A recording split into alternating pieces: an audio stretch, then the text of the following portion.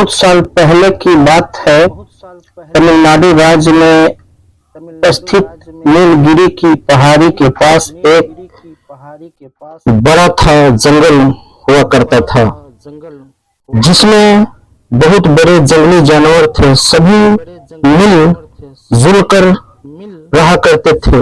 उस जंगल में एक काला रंग का हिरन भी था। हिरन काफी मेहनती और परिश्रमी था। वह हिरन दिन भर जंगल में इधर उधर घूमकर अन्य जानवरों का हाल चाल लेता रहता था। वह जंगल के हर एक कोने में घूमता रहता था और जरूरत पर असहाय जानवरों की सभी तरह की मदद भी अवश्य किया करता था।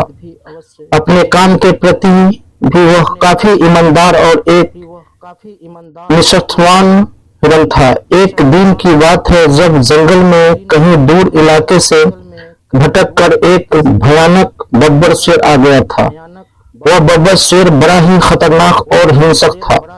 वह पूरे जंगल में एक तरह का भय का माहौल पैदा कर दिया था। दिन भर जानवरों के बीच हाहाकार मचाए रहता था। उस शेर के कारण अब तो उस जंगल में शोर शराबा भी काफी बढ़ गया था। सभी छोटे बड़े जानवर काफी परेशान एवं डरे हुए से रहते थे। वह भयानक शेर जंगल के जानवरों में काफी भय पैदा कर दिया था। सभी जानवर अपनी जान बचाने के लिए अपने अपने गुफा एवं घर में जाकर छुप गए थे। जंगल में रहने वाला काला हिरन भी डरकर घने जंगलों में जाकर कहीं छुप गया था। जंगल में रहने वाले सभी जानवरों को शेर ने जोरदार आवाज में धमकी देते हुए यह कहा कि वह इस जंगल का एकमात्र राजा है। इस जंगल में किसको भी रहना है, उसको उसी शरण में आना ही होगा और उसकी हर बात माननी होगी। जंगल में रहने हिरन ने भी शेर की यह घोषणा सुनी थी कि और उस भयानक शेर की दहाड़ने की आवाज से ही वह बहुत चिंतित हो गया था। वह शेर जंगल में आतंक का एक पर्याय बन चुका था। हिरन ने काफी सोच समझकर एक योजना बनाई। अब उसने शेर को सबक सिखाने का निर्णय कर लिया था। उसने जंगल के सभी जानवरों के साथ मिलकर शेर को मात देने और उसे मुक्ति पाने के लिए एक मीटिंग बुलाई। उस मीटिंग में एक गुप्त योजना की बनाई गई। जंगल के सभी जानवर हिरन के पास मिलकर उस योजना के अनुसार काम करना शुरू कर दिया। मेहनती हिरन ने अपनी बुद्धिमानी और साहस के बल पर ही शेर के विरुद्ध छुपकर लड़ाई लड़ने का निर्णय लिया था। वह बुद्धिमानी और समझदारी से शेर को हराने की कोशिश करने की तैयारी में अब लग गया था। इस तरह दिन बीतते चले गए। हिरन ने खरगोश, चूहा और जमीन में गड्ढा खोदने वाले जानवरों को कहा कि अब आप लोग मिलकर जमीन में बड़ा गड्ढा खोद दिए। सभी जानवर मिलकर जल्दी जल्दी ही एक बहुत बड़ा गड्ढा खोद दिया। उस गड्ढे को घास भूसा से अच्छी तरह से ढक दिया गया। अब उस शेर के आने का इंतजार किया जाने लगा।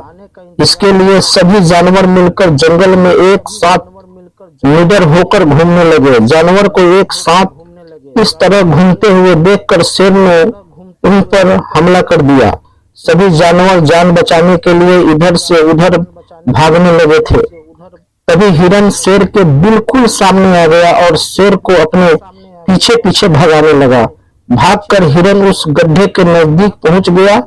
पीछे पीछे शेर भी उस गड्ढे में काफी नजदीक आ गया और आखिर शेर पीछा करते करते उस गड्ढे में जाकर गिर गया। यह देखकर जंगल के सभी जानवर काफी खुश हुए। गड्ढा काफी गहरा था।